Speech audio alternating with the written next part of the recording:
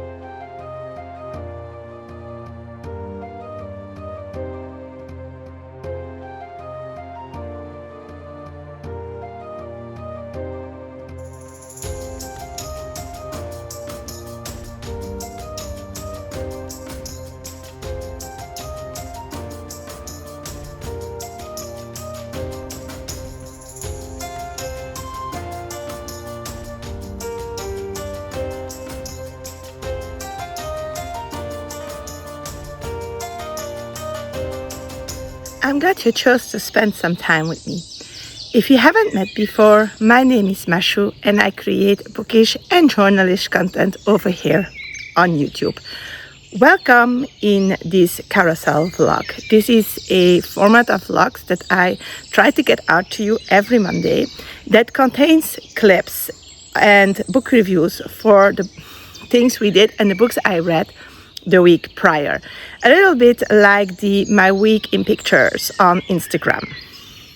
We started off this vlog with some images of the garden of the Château de la Sauvenière, which is in Oui. Yesterday it was the 1st of May, and it's not only Labor Day in Belgium. In Wallonia, we also have La vie au château en famille, which means the life in the castles in family. In this day, the different castles on our territory open their gates for free visits of the public. Some of these castles are public, some are ruined. And this year I picked this castle, which is not that far. It's in Oui. It gives this beautiful view that you saw all over the valley in which Oui is located. So if you have seen some of our vlogs that are set over there, then that's where we were. And I picked this castle because I was hoping that we could learn a little bit more about architectural elements of it, of the history of the bigger families or lords in this area. Unfortunately, since this castle is still lived in, we only get to see the gardens, who are beautiful, and we got a guided visit of them with a lot of explanation about how the castle used to feed a lot of the villagers around them, and how now this is slowly fading away. So I hope you enjoyed seeing this beautiful spring garden. Today we are also in these woods for a reason, not only because the birds are singing and the weather is nice. We have a tradition, and I don't know if it's in other countries, but in Belgium we have, and we offer, and I will need to look up the name in English. We have the tradition of offering these flowers. Let's call them Mayflowers for now. I'll put the English name on the screen. And you can buy them for a lot of money, but here in the forest there are extremely many of them growing. So I allowed myself to pick some, and that's the next clips that you will see.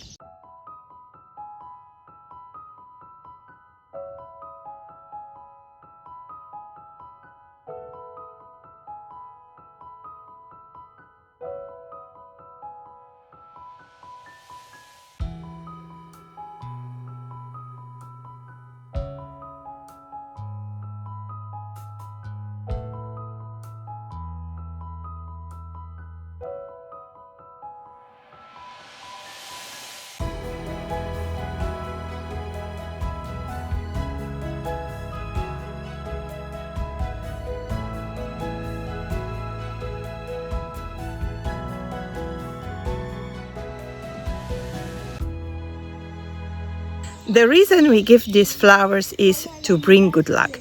But I didn't need this luck to make it through my Orilium semester. On Monday, I finished the last book that I needed to read for that, and that was Human Rights by Amélie Nothomb. I read it in French, and then it is called Les combustibles, and I feel that this title is way more appropriate. It means the things we burn, or the fuel to burn to make a fire. In this book that is written as a play, and that, at least in French, also has been performed, we are following 3 characters, and it is set in only one space, and that is the professor's living room. We will meet this professor one morning when his assistant Daniel comes into the room, and the professor is already working. We learn from that interaction that the city they live in is under siege for a while now. There is no food anymore. There is no more resources of everything else either. So they have this terrible cold winter, and they are freezing.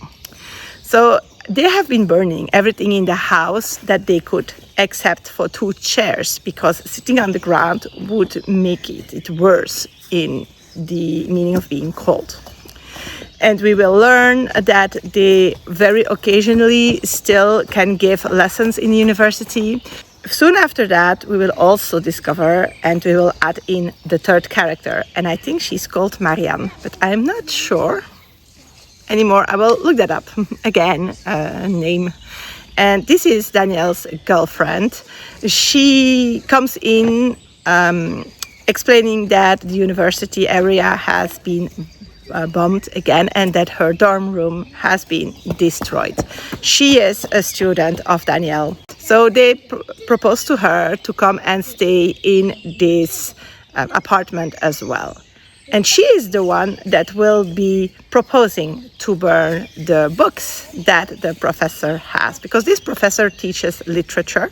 And so there are many books in his house, and she's like, well, just let's burn them, because I am freezing to death.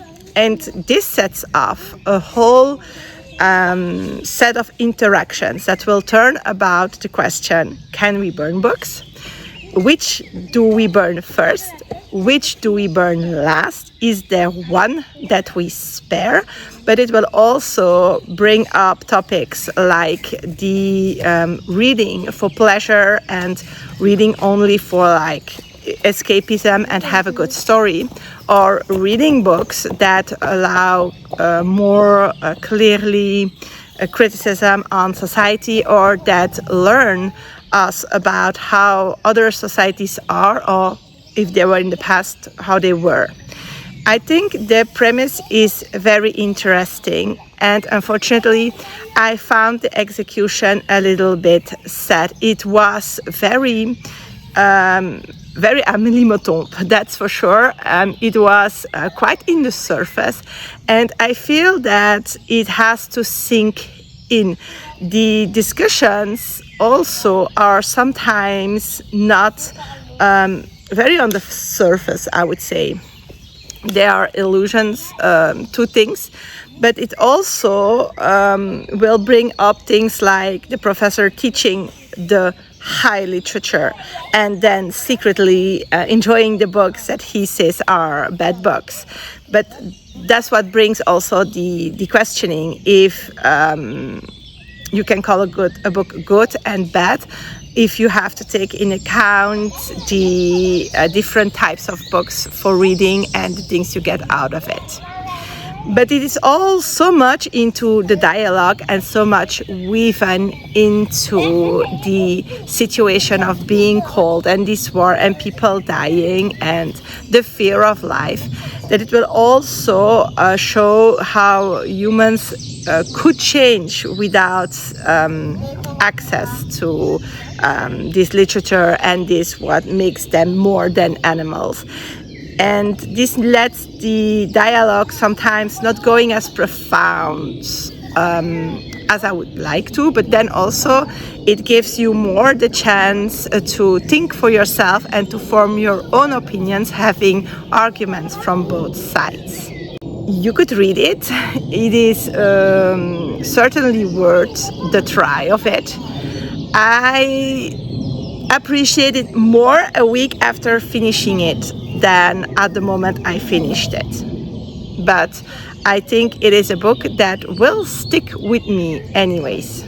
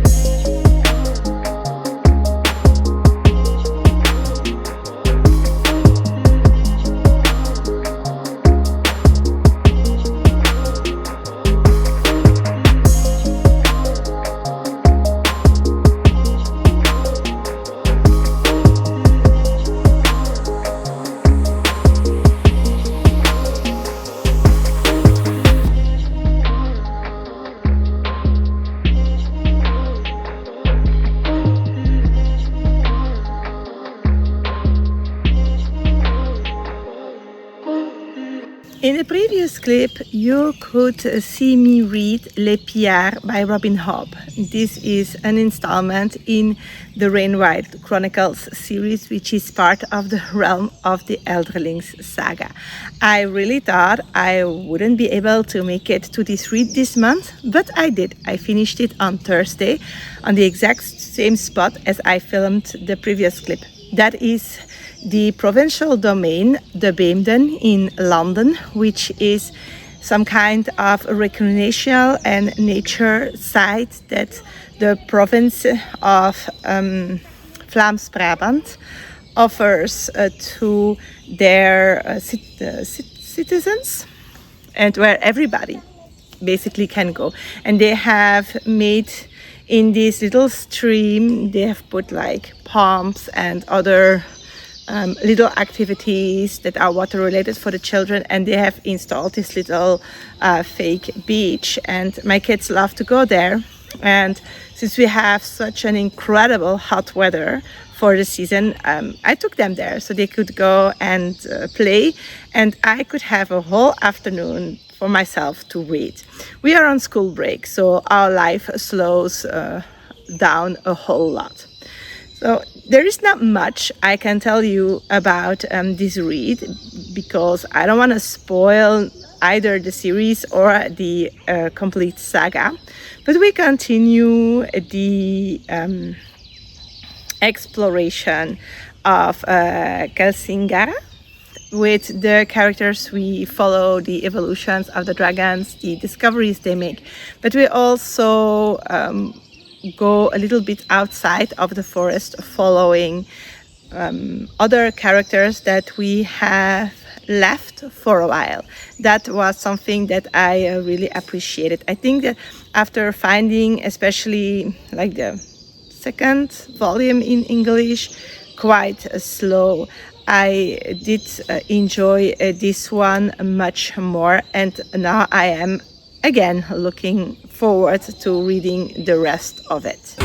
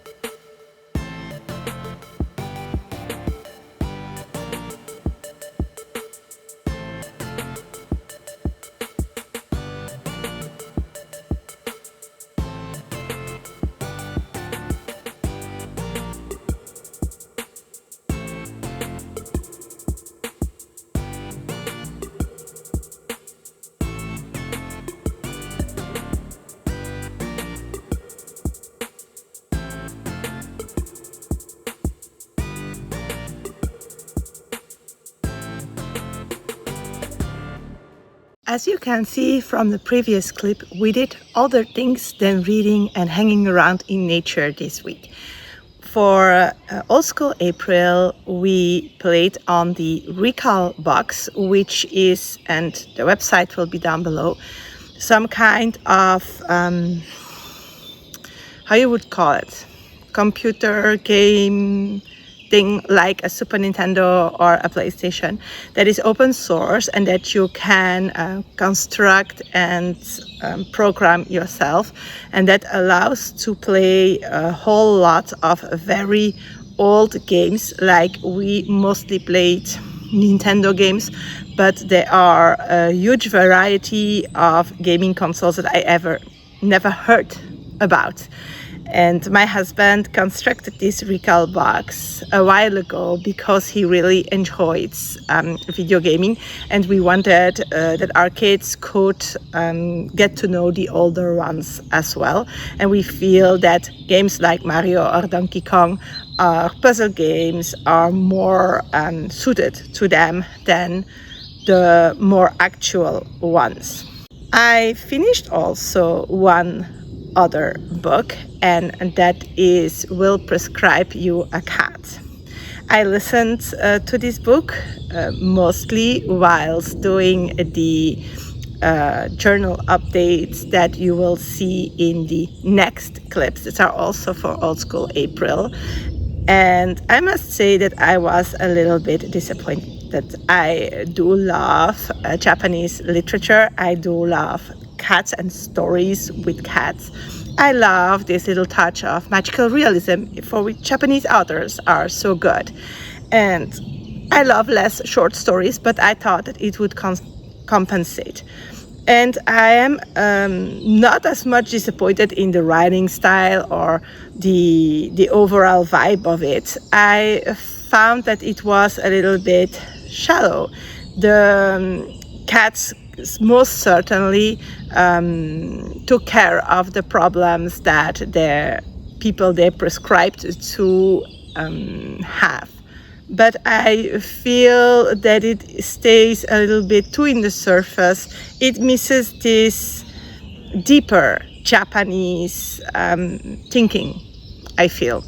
But then it wasn't a bad book either. I don't think I will read the next books in this series. If you think that I should because you enjoyed them maybe even more than the first one, argue with me in the comments down below to convince me.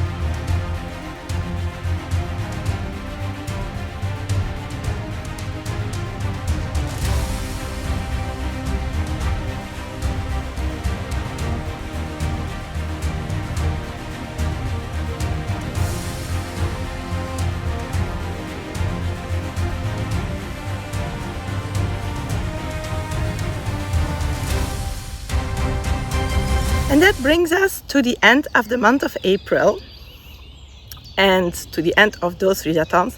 And that means that we also are at the start of the month of May and at the start of a new one. So in May I will be participating in 2 readathons, and the first one that is for the whole month is the Mayflower Readathon by Rebecca's Literary Wanderings. I will leave all links up there and down below. And I made a very pink flowery reading journal for that. So if you want to see how that looks, you will find a link for that as well. And you will also find a link for the TBR that I'm about to tell you that has changed. I have the audiobook La pluie sur les cendres that unfortunately is not available on Audible anymore for me, and I will not have any credit ready to pick that up. So I decided to replace that by the book that I put for Yellow Flowers, which is a psalm for the wild build, because it also has red flowers on the cover. And I added in for Yellow Flowers a French-only book that is called La promesse de la coccinelle. This is an ebook that I needed because of the changes in my hackathon TBR.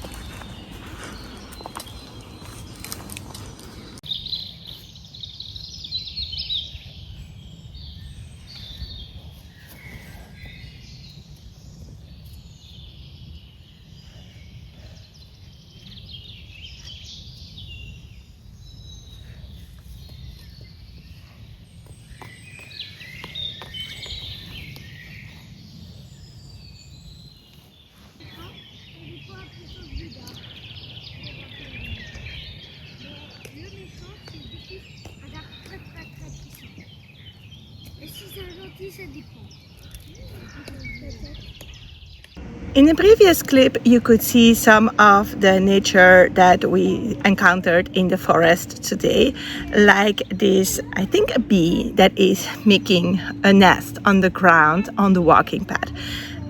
We will be careful next time passing by, but I think she will not stay there because of the many people coming across. I hope you enjoyed these views.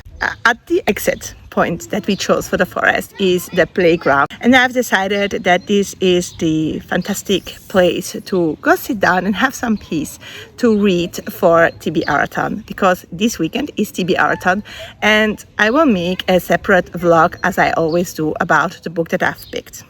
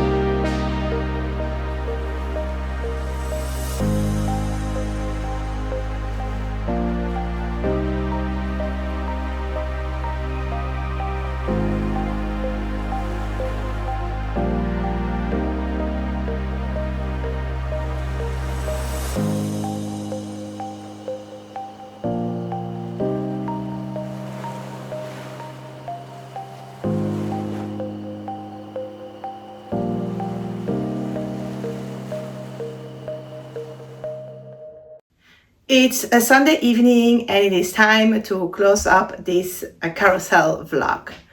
Unfortunately, I haven't finished another book this week, but I'm halfway through my first book for the Mayflowers readathon. So if you would like to know what I've been reading for that, you can always subscribe to this channel and turn on the notifications so you know when our next carousel vlog is coming out, and you will know what we have been up to and which books that I have read. I hope that you enjoyed coming along on our activities. See you soon!